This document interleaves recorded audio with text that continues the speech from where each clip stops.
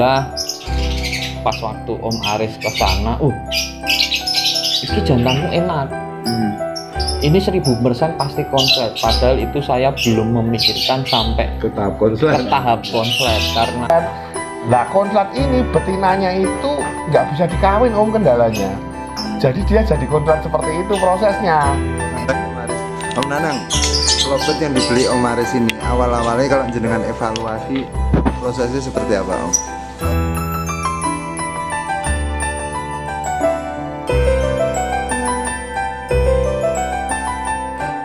Bertemu lagi dengan channel saya Aku Saja. Jadi hari ini saya sudah bersama dengan Om Nanang, Om Nanang yang terkenalnya apa tuh Om jenengan Om?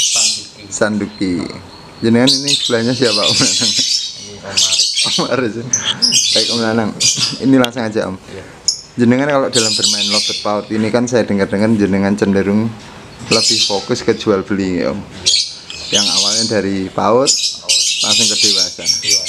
Ini gitu. Yang saya tanyakan gini Om Nanang, dari pengalaman jenengan ini, jenengan ceritakan mungkin ada untuk masukan buat teman-teman Om dalam mengolah lobet jantan ataupun betina ataupun paut itu yang ibaratnya untuk masukan tuh pripun Om dalam mungkin rahasia nih jenengan Om Nanang.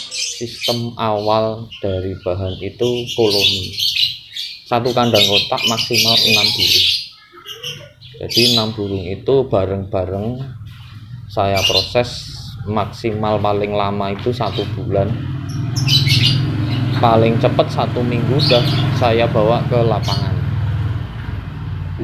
Ya sampai dia jalan, sampai dia itu udah di 2-3 kali gantangan itu saya pisahkan di kandang bulat seperti itu. Baik Om Nanang, jenengan kalau untuk bermain lobet paut ini cenderung milih dari jenis kelamin atau bebas, yang penting lobet itu faktor Mas Om Nanang? Saya itu bebas, jantan, betina itu semua saya apa namanya garap atau setting. Ya. Yang jelas untuk balibu saya itu memang arahnya ke jual beli, jual bukan jual beli, jual. Saya nyetak, saya jual. Tapi untuk jualnya itu memang saya ada grade-grade-nya. Dari grade A itu harga sekian, dari prestasi garansi harganya ada juga. Jadi nanti kalau ada teman-teman yang pengen beli balibu atau factor itu bisa DM di sanduki.lovebird seperti itu ya. Jadi lanjut di settingan memang nanti untuk balibu, jalannya balibu itu maksimal 6 bulan 7 bulan lah. Insya Allah kalau di tempat saya itu enggak bisa di angka 9 bulan itu bulu masih utuh, bulu sayap masih utuh. Dengan settingan saya, semua saya share nanti kalau. Gitu. Iya. Berarti jenengan di sini adalah basicnya adalah penjual. Ya penjual sama sharing-sharing boleh. Gitu. Om Nanang, jenengan kalau untuk koloni nih, koloni misalkan player jenengan betina, itu misalkan di koloni itu harus sama jenis atau playernya betina, lainnya jantan atau pripun Om? Bebas. Jadi campur, saya itu pasti campur. Nanti dia itu yang penting dapat untulan. Kalau saya untuk balibu harus untulan. Baik Om Nanang. Jenengan proses untulan dengan di koloni itu awal-awal step-stepnya ke pripun Om? Dari awal itu pemilihan tadi dari yang penting yang factor, nggak ada durasi pun nggak masalah. Terus masuk penggacorannya? Penggacorannya itu untuk settingan pagi mandi, nanti dijemur maksimal 1 jam. Untuk bahan itu pasti saya pakainya kangkung jagung, jadi mix tiap hari. Terus nanti setelah jemur tapi udah dikasih sama kangkung sama jagung ya, setelah maksimal lah 1 jam itu tergantung cuaca juga. Kalau cuacanya terlalu terik ya 30 menit maksimal. Nanti diangin-anginkan terlebih dahulu, terus dikasih pakan millet putih sama GCP 1:1 saya biasanya. Begitu. Itu biarkan dia makan dulu, terus nanti setelah mereka makan itu biasanya mereka narik-narik. Setelah narik-narik itu kita ambil satu, kita coba di pemisahannya itu maksimal 10 menit 15 menit. Kalau udah narik-narik, ketika kita sudah yakin itu bahwasanya oh ini sudah pasti jalan di gantangan, itu kita sorenya berangkat gantang berani. Untuk pemilihan untulan itu yang jelas itu kan saya campur. Tadinya saya ambil dari sini bebas. Itu pastikan mereka nanti berpasangan juga. Itu yang mana yang mereka suka itu saya ambil. Oh gitu. Baik Om Nanang, berarti di sini yang saya simak adalah jenengan proses penggacorannya pun jenengan dengan sistem koloni itu juga. Koloni dan pemisahan tadi. Langsung sering jenengan pisahan. Berarti tidak disendirikan dulu ya Om. Enggak. Jadi langsung sistemnya koloni cabut pasang itu nggih. Iya. Ketika lobet itu ada prospek atau feeling, jenengan teruskan itu yang buat player gitu nggih Om Nanang. Baik. Yang penting harganya bersahabat Om Nanang. Bisa jadi. Baik Om Nanang, selama jenengan dalam proses PAUD ini, jenengan pernah nggak Om untuk ya kalau kita kan ibaratnya kan pengennya ke konslet Om Nanang, jenengan pernah ngalamin seperti itu? Alhamdulillah. Ketika balibu saya itu pasti dijual, ada yang grade-gradean itu, ada grade yang itu yang mahal, garansi, tapi kadang orang juga ada yang beli, ada yang tidak. Ketika tidak ada yang minat itu, saya pasti proses ke tahap selanjutnya. Ya untuk tahap-tahap memang ke konslet itu kan kita harus tahu tahap-tahap dari awal. Ketika dari balibu itu paling enak kita tahu takaran di birahidia. Birahidia itu takarannya seperti ini. Sampai manapun. Nah nanti kita ambilnya di dewasa itu kan enak. Sampai nanti permain dari balibu ke fighter, belum sampai konslet dulu. Jadi untuk prosesnya itu dari balibu kita main di fighter. Itu bisa. Jadi jangan lama-lama kalau saya ya jangan lama-lama terlalu nyaman main di balibu, tapi sebisa mungkin kita juga gantang di dewasa factor. Lompat tadi. Iya. Tapi jenengan selama ini pernah punya konslet Om Nanang? Belum. Sudah tapi belum. Iya, belum Om Aris aja. belum belum jadi udah tak beli saya. Alhamdulillah itu saya itu dari balibu prosesnya itu ada 12. Memang ada 12, lamanya 2 tahun saya. Alhamdulillah pas waktu Om Aris ke sana, iki jantanmu enak. Ini 1000% pasti konslet. Padahal itu saya belum memikirkan sampai Ke tahap konslet. Karena memang ilmunya pas waktu itu ya Om ya. Itu saya masih sekuku hitamnya Om Aris. Injih. Baik Om Nanang. Om Aris, jenengan selama dalam memantau mantau lobete Om Nanang Om Nanang ini seperti apa Om? Kalau menurut jenengan kira-kira feeling nih kok jenengan bisa tahu 1000% jadi? Sebenarnya waktu itu kebetulan burungnya Om Nanang tuh ada yang sudah karakternya bahkan sampai double. Cuman Om Nanang ini nggak sadar gitu loh. Karena dia fokusnya kan nggak waktu itu ke faktor dewasa toh. Dan akhirnya burung itu tuh nggak sadar kalau burung itu tuh prosesnya sudah sampai tahap konslet. Waktu itu ada yang diternak satu pasang, salah satu yang saya beli itu di harga 3.000, dan ketika dia seneng main ke tempat saya, sering ngevlog saya itu sering sok dipisahi jantannya, dan saya lihat ada satu burung, bahkan ada satu video juga yang saya tertarik waktu itu, cuman katanya udah dijual dan tak runtut kok, katanya udah sampai penawaran 15 juta lah. Yang satu ini kebetulan belum laku. Saya tertarik, wah burung ini kok cakepnya apa, burung ini udah double, cuma Om Nana nggak tahu waktu itu. Ya saya bukan ngerjain nggak, cuman makanya saya nggak nawar ketika dia buka berapa, dia cocok, istilahnya harganya sesuai, saya ambil. Dan harganya 3 juta itu sepasang, itu burung itu sudah konslet. Lah konslet ini betinanya itu nggak bisa dikawin Om, kendalanya. Jadi dia jadi konslet seperti itu prosesnya. Karena faktor tidak bisa dikawin. Iya, dibiayai naik terus, bahkan dia sampai sempat nguap gitu loh. Iya. Sempat nguap terus saya netralisir. Akhirnya burung itu jadi double-nya tambah kuat, dan akhirnya burung itu laku, alhamdulillah lumayan.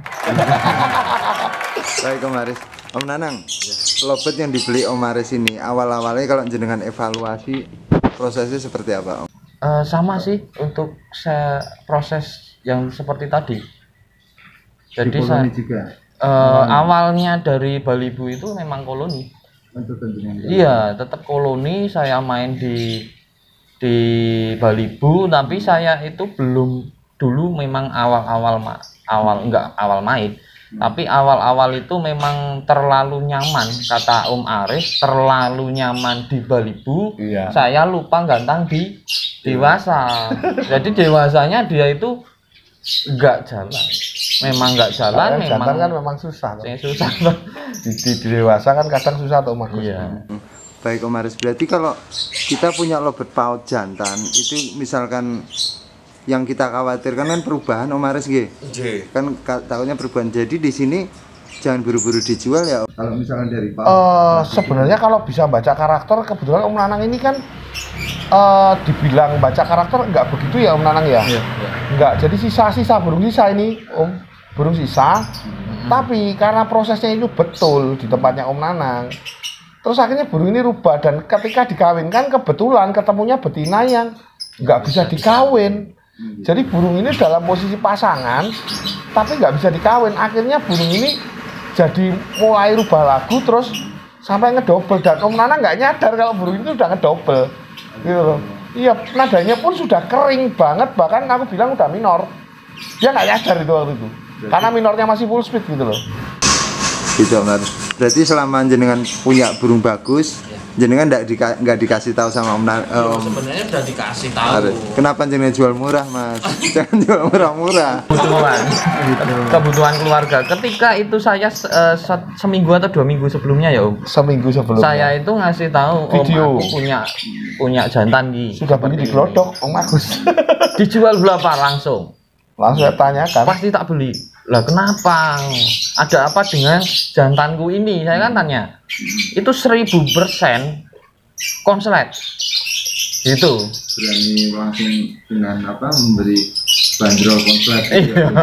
1000% konslet. Tapi kan saya memang belum tak jual. Besok aja. Tapi kan karena memang dapur harus ngebul ya. Apa boleh buat. Nah, ini bagusnya Om Nanang, Om Agus. Jadi dia itu jual burung tuh nggak mahal-mahal gitu loh.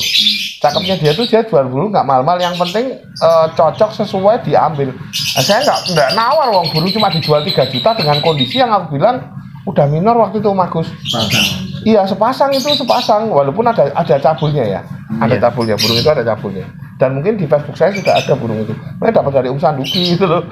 Wah, enggak ya, di vlog saya juga udah keluar kalau itu dapat dari Om Sanduki. Nah, dari situ saya coba milih-milih yang lain, cuman kemarin ada sebagian yang enak, cuman belum sampai tahap itu gitu loh. Dan ada beberapa, satu lagi video yang sampai ditawar 15, sampai saya tanya orangnya siapa. Terus saya lacak, orang itu ngomong iya memang sampai ditawar sampai segitu, dan sekarang mau dijual berapa? Nggak dijual gitu loh. Burungnya udah jalan lapangan ya Om Nanang ya, sudah konslet. Jantan sudah konslet 1 menit. Orang ini gimana? Ngomogiri. Jadi masih Jogja tapi agak pinggiran Om. Jadi waktu itu saya sempat ketemu, sempat ngobrol lah. Itu burungnya tak tanyain dijual nggak Om, siapa tahu masih murah Wong. Dapatnya murah banget dari Om Nanang. 1 juta. 1 juta. Jadi Om Nanang ini masih belum apa ya, belum betul-betul fokus ke konslet Om Agus gitu loh.